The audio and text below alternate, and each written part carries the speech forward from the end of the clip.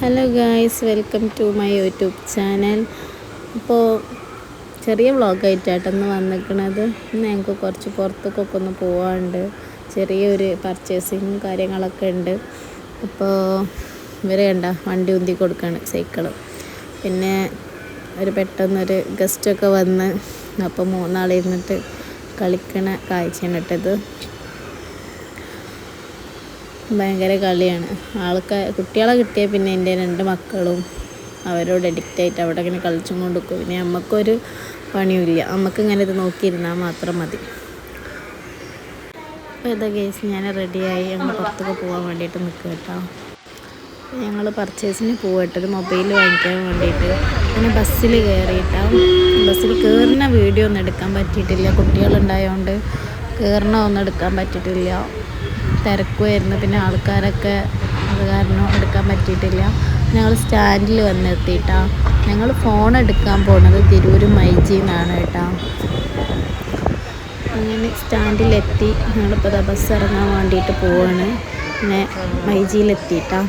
ഞാൻ ഫോണൊക്കെ നോക്കിക്കൊണ്ട് നിൽക്കുകയാണ്. ഇങ്ങനെ iPhone 17 എടുത്തത്.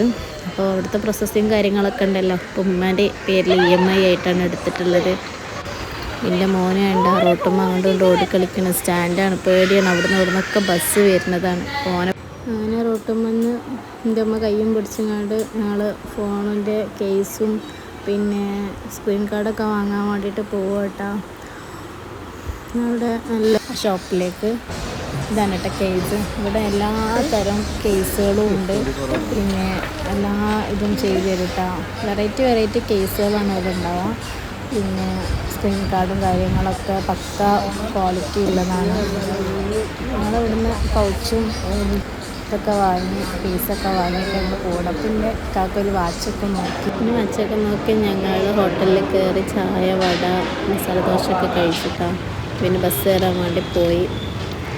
ബസ്സൊക്കെ കയറി. പ്രിയദർശിനി ബസ് ആയിരുന്നു. ഭയങ്കര തിരക്കൊക്കെ ഉണ്ടാകും. സീറ്റൊന്നും ഇല്ല. കുട്ടിനടുത്തോണ്ട് എനിക്ക് അമ്മയും ഒന്നുള്ള സീറ്റൊക്കെ കിട്ടിയിട്ടാണ്. പിന്നെ ഇത്രയുള്ളൂ അന്നത്തെ വ്ളോഗ്. Okay, by. നെക്സ്റ്റ് വീഡിയോയുമായി